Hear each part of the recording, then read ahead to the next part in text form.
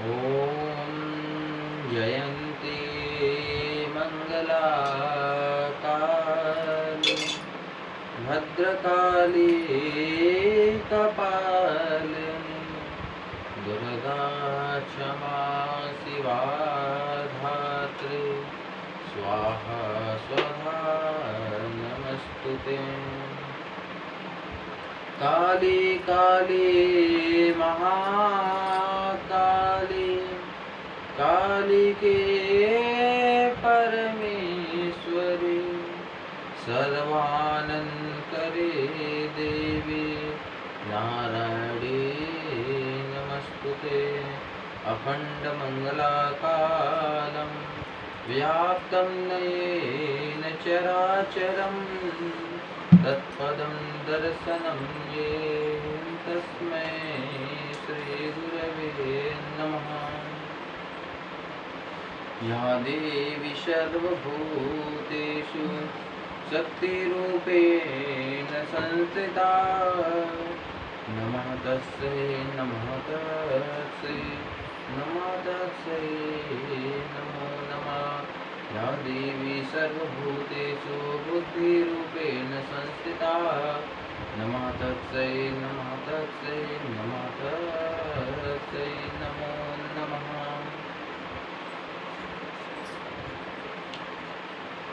परम मंगलमय परात्पर परमेश्वरी माँ जगदम्बिका के असीम अनुकंपा हम पर हुई।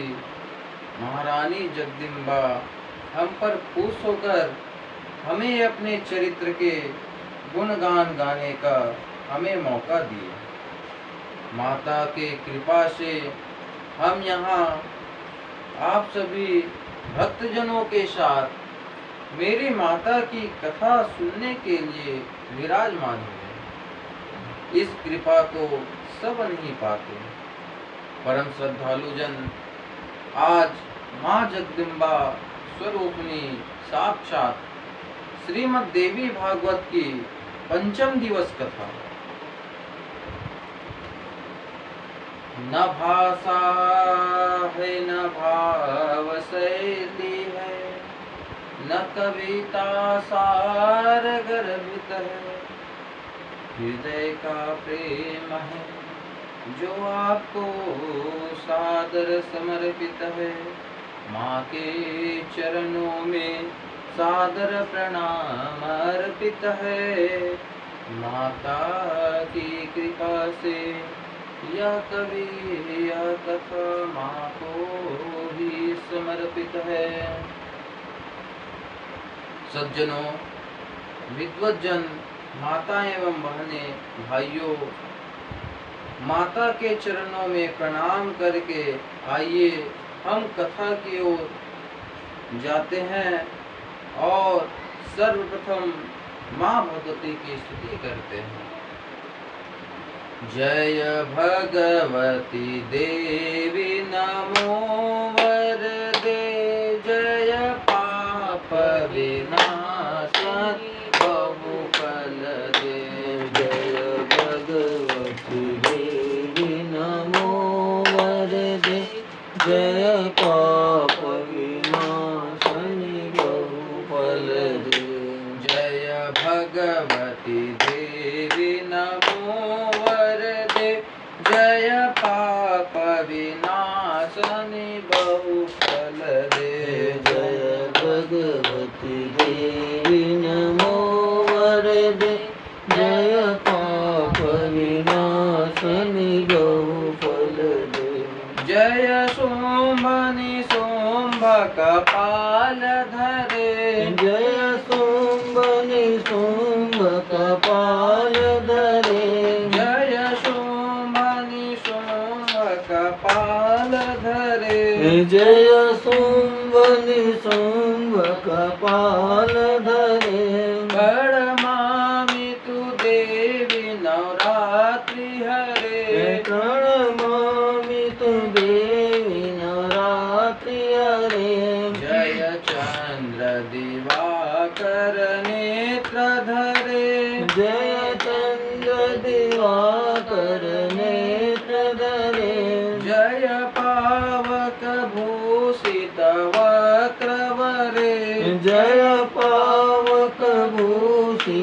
वक्रवणे जय भैरव देह निलीन परे जय भैरव देह निलीन परे जय अंधक दैत्य विशोष करे जय अंधक दैत्य विशोष करे जय महिष विमर्दनि शूल करे जय महिष विमर्दन शूल करे जय लोक समस्तक पाप हरे जय लोक समस्तक पाप हरे जय देवी पितामह विष्णुनते जय देवी पितामह विष्णुनते जय भास्कर संत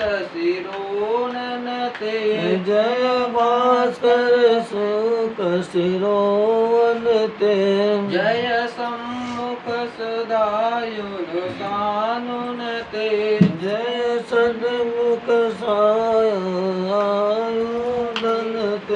जय सागर दामनि शुम्भनते जय सागर दामनि शुम्भनते जय दुख दरिद्र विनाश करे जय दुख दरिद्र विनाश करे जय पुत्र कुरुत विधि विधिन के जय रुद्र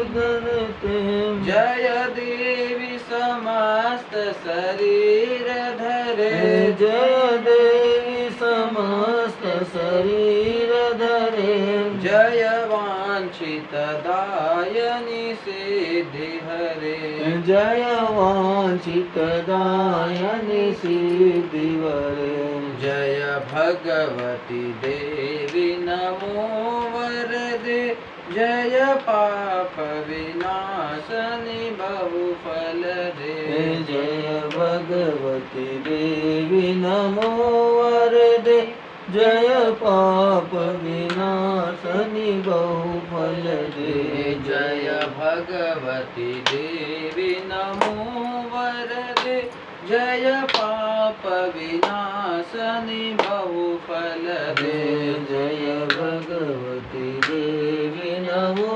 वरदे जय पाप विनाशनि बहुफल दे। बोल जगत जननी अम्बे मियां की जय।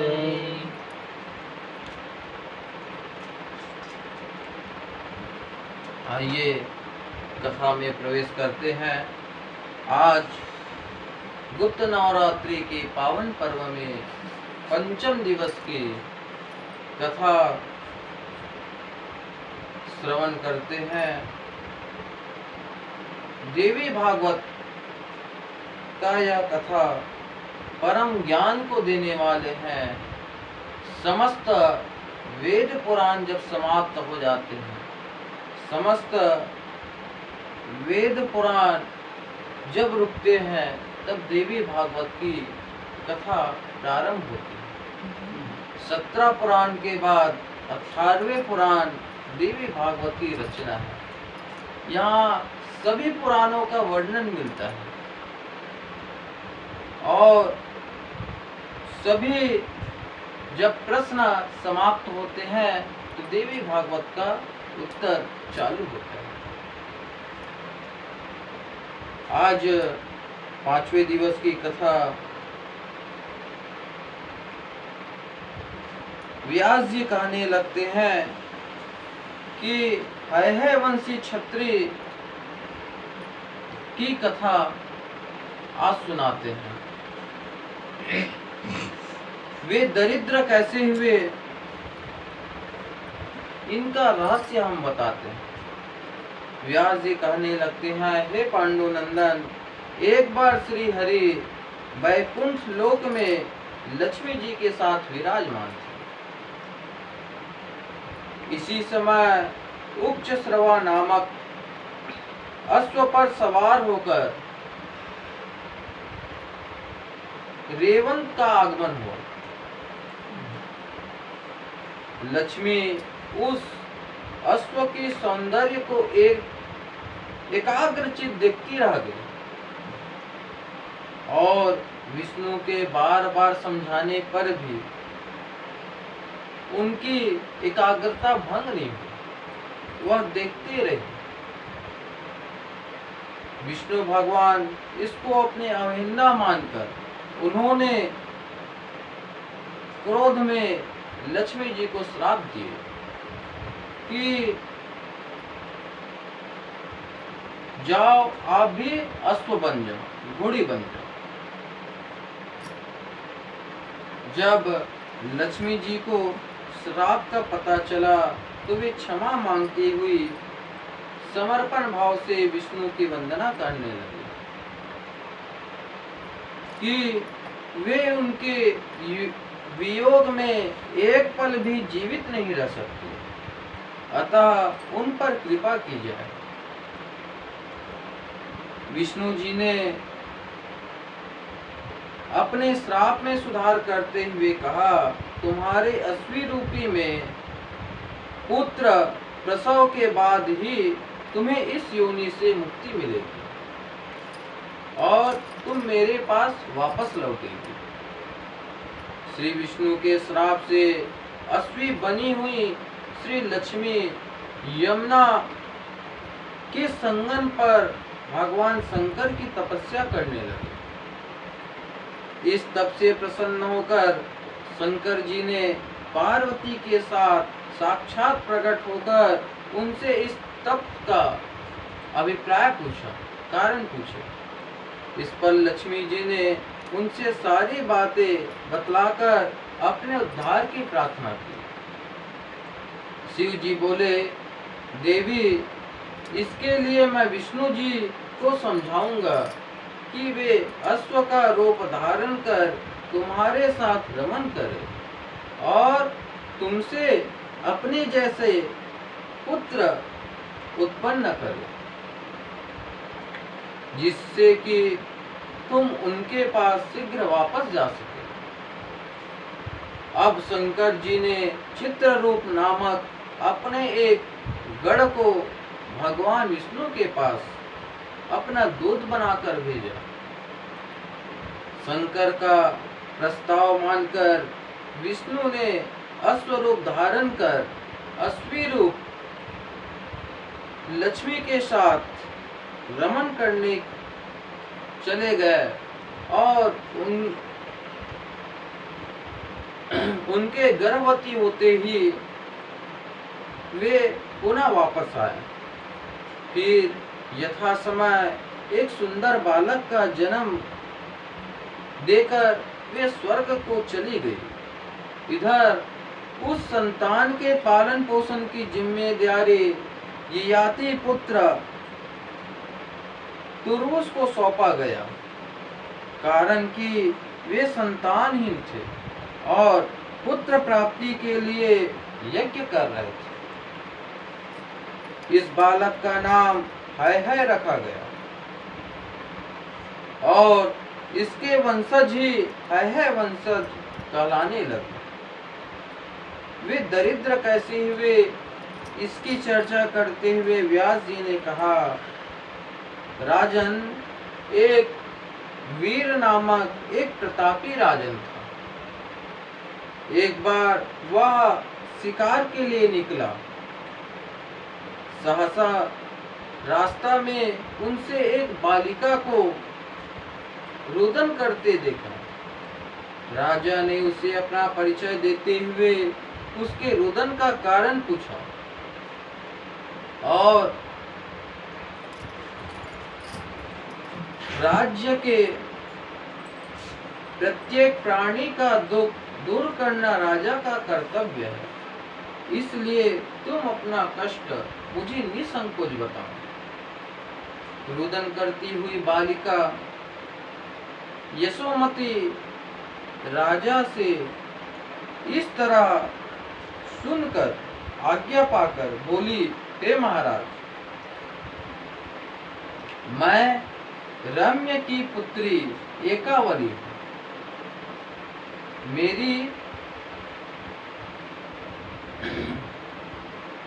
मेरी सखी है। रम्य ने उसका विवाह हयवंशी से करने का निश्चय किया, लेकिन आज जब वह मेरे साथ एक कमलों के वन में विचर रही थी, उस समय असुर कामकेतु ने उसका अपहरण किया। मैं इस कामकेतु से बार बार प्रार्थना की कि वह एकावली को छोड़ दे और उसके बदले मेरा उपयोग कर ले, किंतु उसने मेरी एक नहीं सुनी, बल्कि उल्टे मुझे कहा कि अपनी सखी को उसके प्रति उदारता बरतने को ना कहो। लेकिन मैं अपनी सखी को उसके सामने आत्मसमर्पण के लिए क्यों कहती? अब कहीं वह दुष्ट राक्षस उसके साथ कुछ गलत ना कर दे, इसी दुख से मैं रो रही हूँ। आप इस देश के राजा हैं, इसलिए मुझे विश्वास है कि आप इसमें हमारी सहायता करेंगे। उसकी गाथा सुनकर एक वीर यशोमती को लेकर राक्षस के पास पहुंचा। वहां पहुंचकर उसने देखा कि कालकेतु अपनी प्रेमिका को वश में करने के लिए भगवती के बीज मंत्र का जाप कर रहा।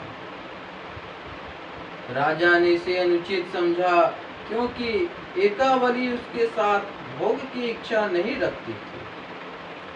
इसीलिए राजा ने एकावली की रक्षा के लिए तुरंत कालकेतु पर शस्त्र प्रहार करना शुरू कर दिए। राक्षस ने मरते समय राजा के वंश में दरिद्रा व्याप्त होने का श्राप दे डाला। राक्षस चूंकि साधना रत था, और जो साधना रत हो उस समय कोई भी वाक्य बोल दे वह फलीभूत हो जाता है। ऐसे तो राक्षस का श्राप नहीं लगता। जो सत्पुरुष होते हैं, जो पुण्य प्रतापी होते हैं, उन्हीं का श्राप लगता है और उनका पुण्य क्षीण होता है और उनके श्राप सफल होता है। वह साधना रखते, इसीलिए उनका श्राप फलीभूत हुआ और उनके पूरा वंश में दरिद्रता छा गए।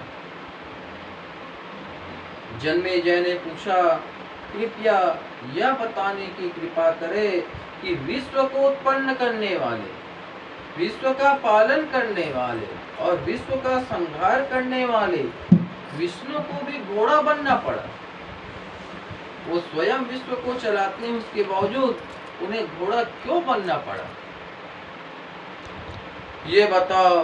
व्यास जी ने समझाया, पांडुनंदन, मैंने एक बार नारद जी से निवेदन किया कि वे मुझे शाश्वत और विदातीय सत्य के बारे में कुछ बताए। नारद जी बोले, सत्यवती नंदन, वास्तव में जितने भी शरीर धारण किया है वह माया या मोह से मुक्त नहीं हो पाता। चाहे विष्णु हो, शंकर हो, ब्रह्मा क्यों ना हो, बड़े बड़े ऋषि मुनि क्यों ना हो, पर माया से कोई बच नहीं पाएगा। मुझे भी जगत के लोग ज्ञानी ही समझते हैं, लेकिन मैं भी इस माया के मोह के चक्कर में कई बार भटक चुका हूँ। नारद जी बोले, एक बार मैं और पर्वतराज भारत खंड के 7 तीर्थों में दर्शन करते हुए संजय नगरी में आ पहुंचे। वहां हम दोनों की सेवा में राजा ने अपनी पुत्री राजकुमारी दमयंती को लगा दिया। वह बड़े मनोयोग से हमारी सेवा करती रही, लेकिन कुछ दिनों बाद वह मेरी वीणा वादन पर मुग्ध होकर मेरा विशेष रूप से ध्यान करने लगे। पर्वतराज को अपनी उपेक्षा सहन न हो सकी, इसलिए रुष्ट होकर उन्होंने मुझे वानर मुख होने का श्राप दे दिया। फिर मैंने इसके बदले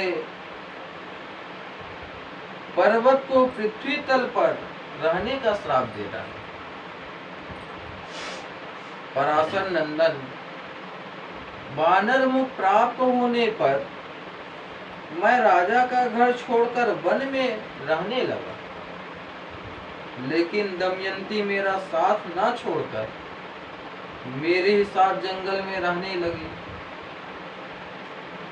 वहां पर मेरी निरंतर सेवा करती हुई मुझे सदैव प्रसन्न रखने की चेष्टा करती। इस अवसर पर मुझे अपना वानर मुख होना बहुत खलता था।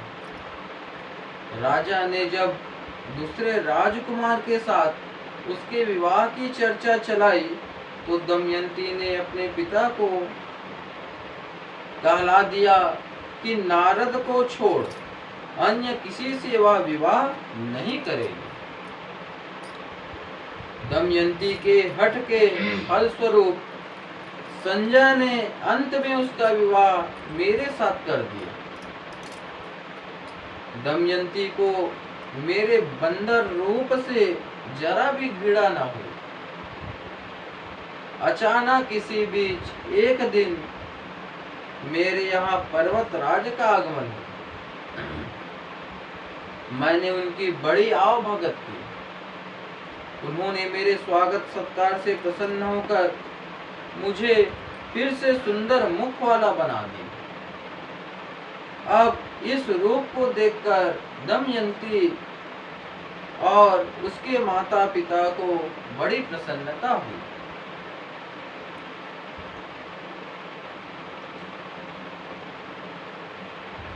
पंडित व्यास जी, तुमने अब माया का प्रभाव देख लिया होगा।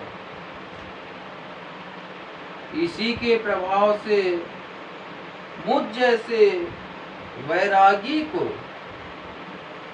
गृहस्थी के जाल में फंसना पड़ा।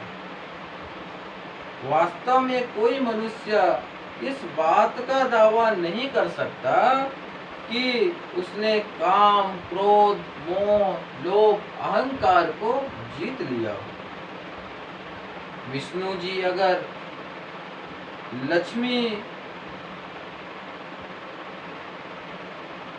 लक्ष्मी की असावधानी पर अपना धैर्य न खोते, उन्हें क्रोध में आकर क्रोध के वशीभूत उन्हें श्राप नहीं देते, उन्हें अश्व नहीं बनना पड़ता। उन्हें भी विवश होकर अश्व का रूप धारण न करना होता।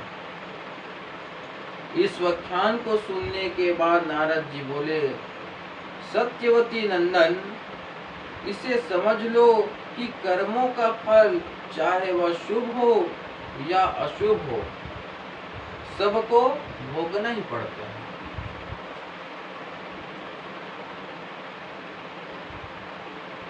जन्मेजय ने कहा, इतनी बात समझकर नारद जी चले गए, लेकिन अब इसे तुम भी समझ लो कि सभी प्राणियों को कठपुतली की तरह नचाने वाली वस्तुतः महामाया ही